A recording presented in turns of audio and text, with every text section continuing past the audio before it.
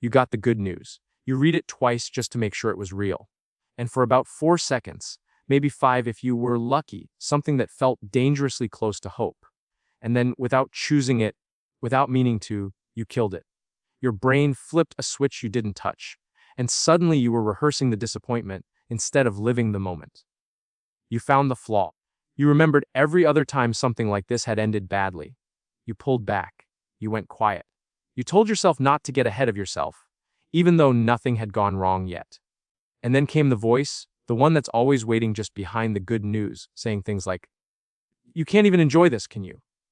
Or, "This is probably going to fall apart anyway." Or the worst one, the quietest one, the one that lands deepest. "What is actually wrong with you?"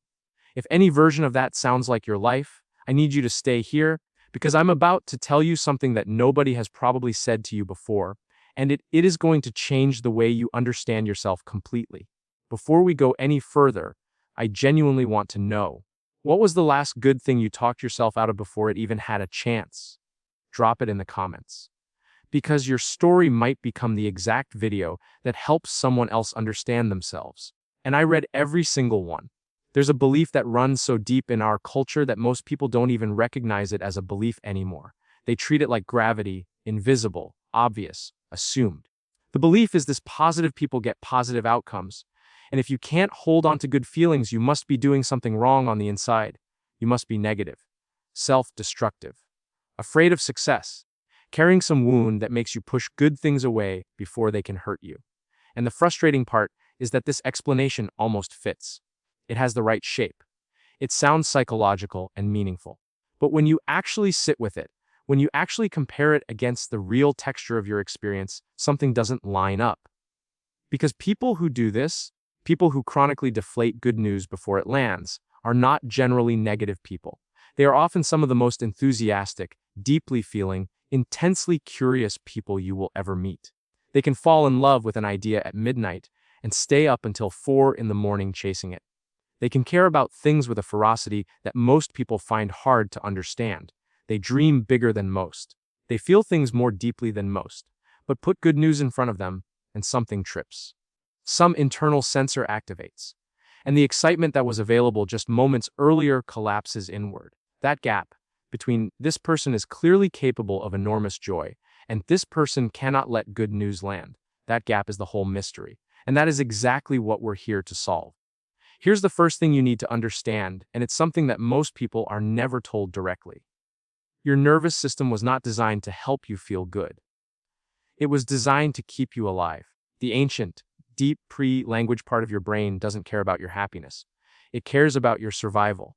And in the survival logic that brain runs on, a false positive is catastrophically more dangerous than a false negative. A false positive means you relaxed when you should have stayed alert. You trusted the calm. You let your guard down. And then the threat arrived, and you weren't ready for it. A false negative just means you were cautious when you didn't need to be. You held back.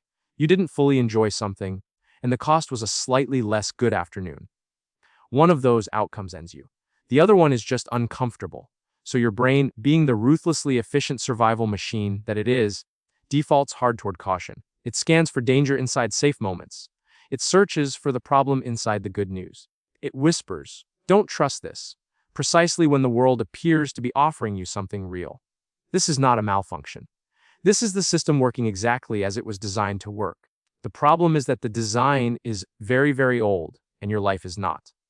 Now here is where this gets specific, because the pattern we're talking about doesn't happen equally to everyone. Some people hear good news, feel it, and move forward. Simple, clean, done. But other people hear good news and the brain immediately launches into a full-scale processing operation. Every risk, every variable, every historical precedent, every time a version of this same situation ended in disappointment, every possible way the current situation could follow that same path. All of it all at once, immediate and loud. And those people are not more damaged than the first group. They are more sensitive. Not in the fragile, insulting way that word often gets used, but neurologically, biologically, structurally sensitive. Their nervous systems process more information per moment than the average person's does. There is a real scientific name for this. It's called vantage sensitivity. In plain terms, vantage sensitivity means your system responds more strongly to every input, both good and bad. Think of it like two different sound systems. Most systems have a straightforward volume dial, turn it up, you hear more, turn it down, you hear less. But some systems are built differently. They don't just increase volume, they amplify everything simultaneously. The bass, the mid-range, the high notes, the background static, the interference nobody else is picking up. Those systems can produce something extraordinary, but they also register things that simpler systems completely miss. If you recognize yourself here, your nervous system works like that second system. You don't experience the world at lower resolution than other people. You experience it at higher resolution. You notice the small inconsistency in what someone said. You notice the timing that's slightly off. You notice the history of similar situations automatically, without deciding to. You notice what could go wrong, not because you're afraid of good things, but because your system is doing its job at full, unrestricted capacity. What looks like sabotage from the outside is actually high-resolution processing that hasn't been given a useful direction yet. There's a second concept that fits right alongside this one, and it's called low latent inhibition. Latent inhibition is your brain's natural filter, the system that automatically decides what information is worth your attention and what can safely be ignored. You see the same mug on your desk every morning, and eventually your brain stops actually seeing it. It gets filtered out, filed under already categorized, not relevant, move on. Most people have a strong version of this filter. Their brain is an aggressive editor. It cuts most of the incoming data before it ever reaches conscious awareness, keeping things manageable and clean. Low latent inhibition means that filter is weaker than average. More comes through. More detail, more connection, more noise, more signal, and the brain doesn't always know immediately how to sort one from the other. Imagine driving through a city. Most people notice the traffic lights, the other cars, the route. Their brain filters everything else. A person with low latent inhibition notices all of that, but they also notice the specific way a stranger's jacket is moving, the shade of paint peeling off the building on the corner, the fact that the pedestrian signal timing doesn't quite match the flow of traffic, the ambient sound that changed half a block back. They're not trying to notice any of it. The filter just doesn't stop it from coming in. Now apply that to good news. When good news arrives, a standard nervous system processes it simply, good thing, feel good, move forward. When a low latent inhibition nervous system encounters good news, it processes it in layers simultaneously: the news itself, the context around the news, the memories of similar situations, the faces of everyone involved, the possible meanings behind how the words were phrased, the things that were not said, the things that could still change. Everything, all at once, immediate and unfiltered. The good news doesn't get rejected. It gets buried under the volume of everything else the system is simultaneously processing. The problem is not the capacity is actually remarkable. The problem is that nobody ever handed this person a manual for how to work with it. So here's what the moment actually looks like from the inside. Good news arrives. High-resolution processing begins almost immediately. Past disappointments surface, not through any conscious effort, but automatically, the way a related search result appears before you finish typing. Risk calculations start running. The emotional cost of getting this wrong gets tabulated. And then, before the person has even consciously decided anything, a protective maneuver activates. They go quiet about the good thing. Or they make a joke about it that deflates it slightly. Or they say, well, let's see if it actually holds, before anyone has suggested it wouldn't. Or they find the one real flaw in the situation, because there is always one real flaw, and they anchor to it, so that if everything falls apart, at least they already saw it coming. There is a name for this, and it's worth knowing.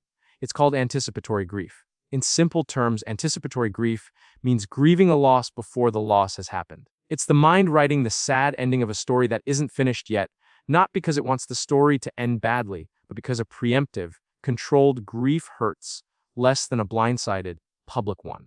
Think about it this way: imagine you're holding a glass you're not sure you can keep hold of. You have two options. You can grip it hard and risk the full, sudden, uncontrolled shatter.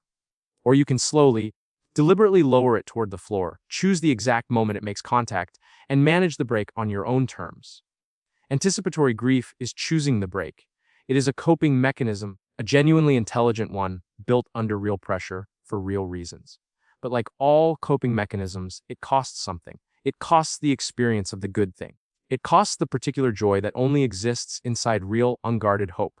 And over time, It costs you the version of your life where you let good news fully land and discovered, sometimes, maybe even often, that it was actually real.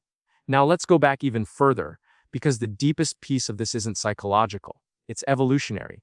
Long before anyone had a word for anxiety or sensitivity or processing style, there were groups of people surviving together in environments that were genuinely, physically dangerous.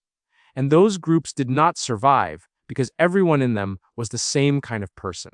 They survived because they had range. Someone had to be optimistic enough to lead the hunt, to say the animals are probably over that ridge, let's move, and have enough forward energy to get everyone moving. But someone else had to be the one who noticed the grass was wrong, who heard the sound that didn't belong, who felt in their body that something was off before their mind had organized it into language. The survival of the group depended on both. The people with high vantage sensitivity and low latent inhibition, the ones whose nervous systems processed everything, were not defective or problematic members of the group. They were the early warning system. Their hyper-processing minds were a collective asset. Their ability to detect a threat before it materialized kept everyone alive.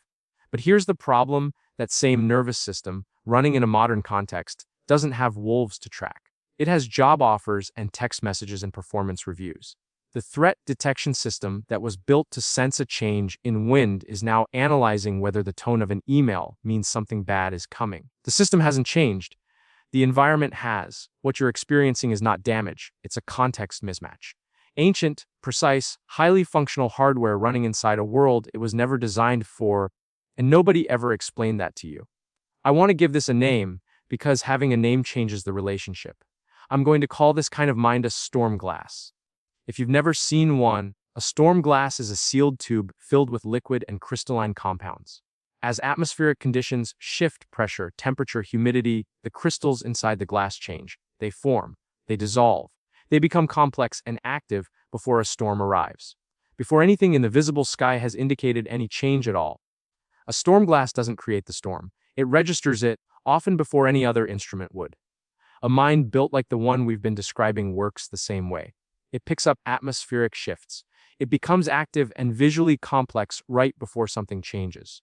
It registers what isn't visible yet. And in a world that values steady, predictable calm, this can look like a problem. People will tell you to relax, to stop overthinking, to just enjoy things. But what they're really saying is, why is your storm glass moving when mine isn't? And the answer is simple: because yours wasn't built to pick up what mine does. That's not a flaw in the instrument. That is a difference in calibration. The storm glass doesn't need to be fixed. It needs to be understood, placed in the right environment, and read with care, not stuffed in a drawer because the activity makes everyone around it uncomfortable. Here's where conventional advice fails completely, and I think it's important to be honest about this because the failure of that advice has probably made you feel worse about yourself over time, not better. The most common advice for people who struggle to receive good news is some version of just be positive, or focus on what could go right. And if you have a storm glass mind, you have already discovered that this advice is essentially useless. When you're told to just be positive, what actually happens is that you attempt to perform an emotion you don't currently have, you fail at that performance, and then you add a fresh layer of shame on top of the original experience. Now you are not only anxious about the good news, you are ashamed of being anxious about it. The advice didn't help.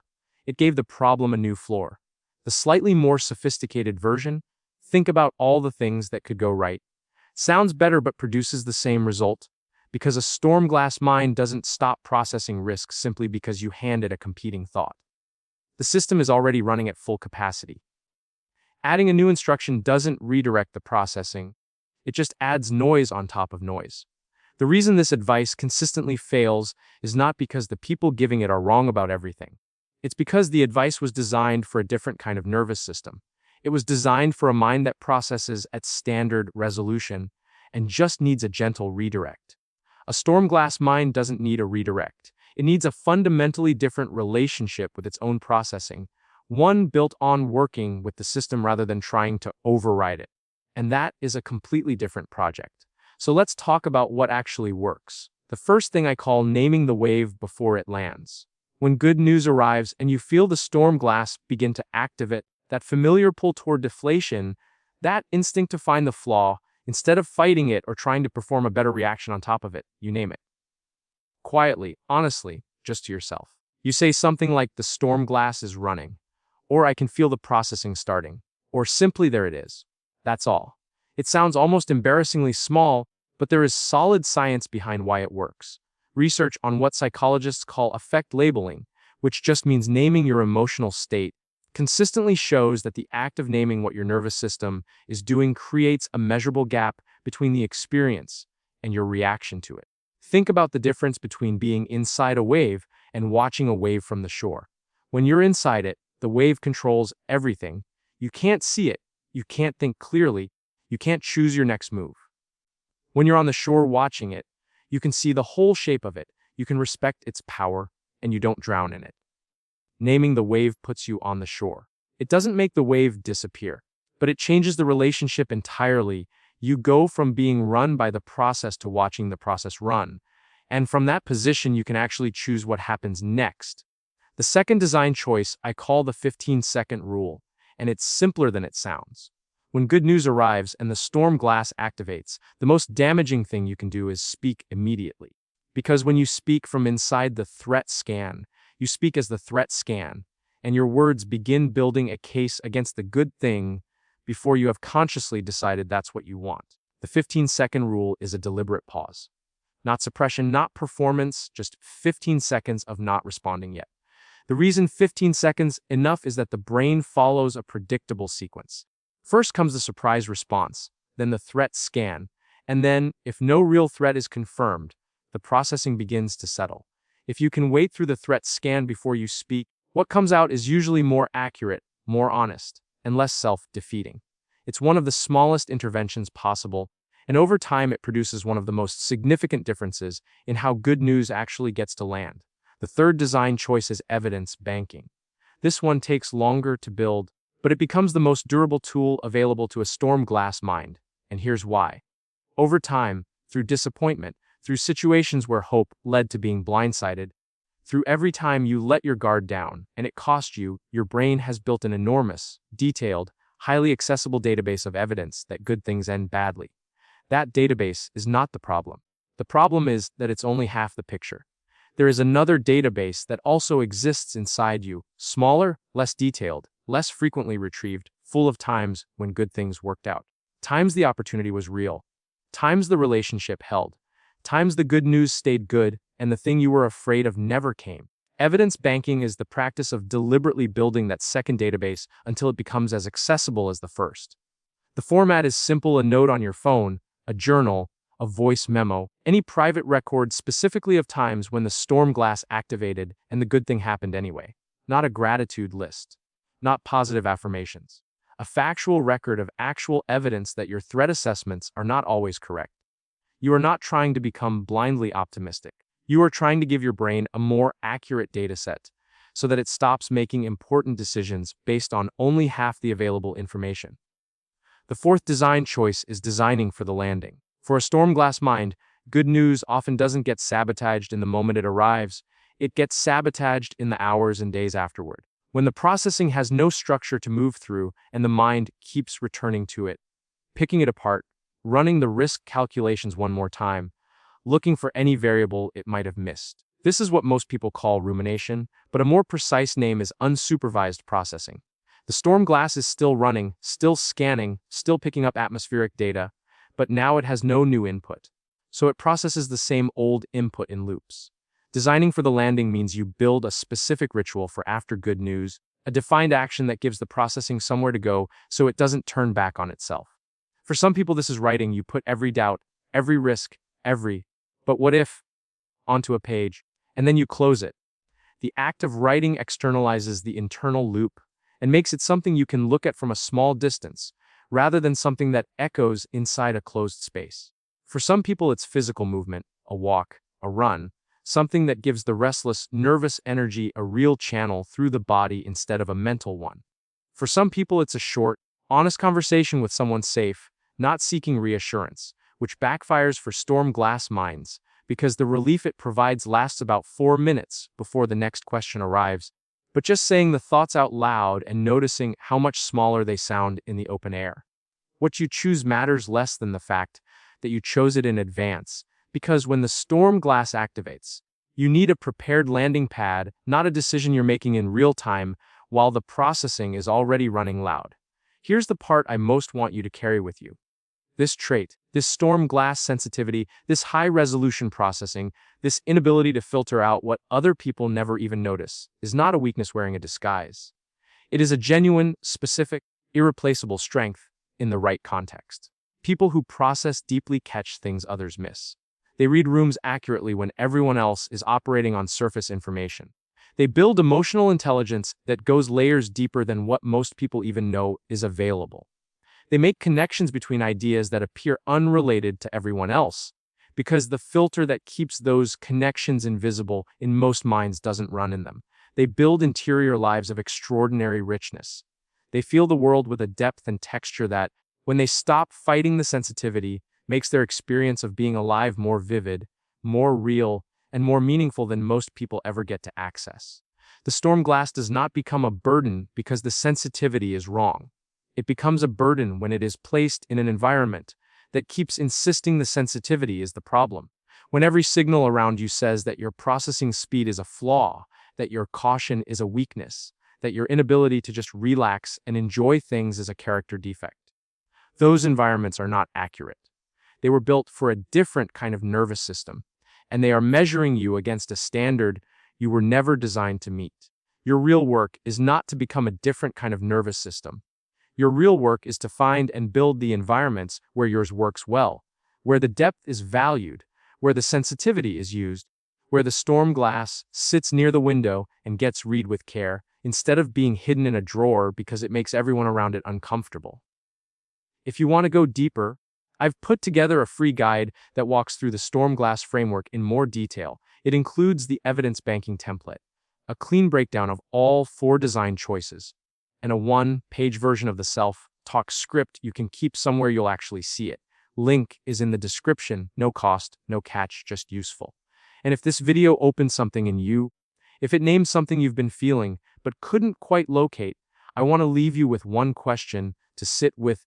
What would actually be possible for you if you stopped treating your sensitivity as the enemy and started treating it as the instrument it was always meant to be? The next video picks up from exactly there. Why storm glass minds often struggle to finish what they start, and the specific thing that happens when the first wave of excitement fades that has nothing to do with discipline and everything to do with how this kind of nervous system actually works. It's already there when you're ready.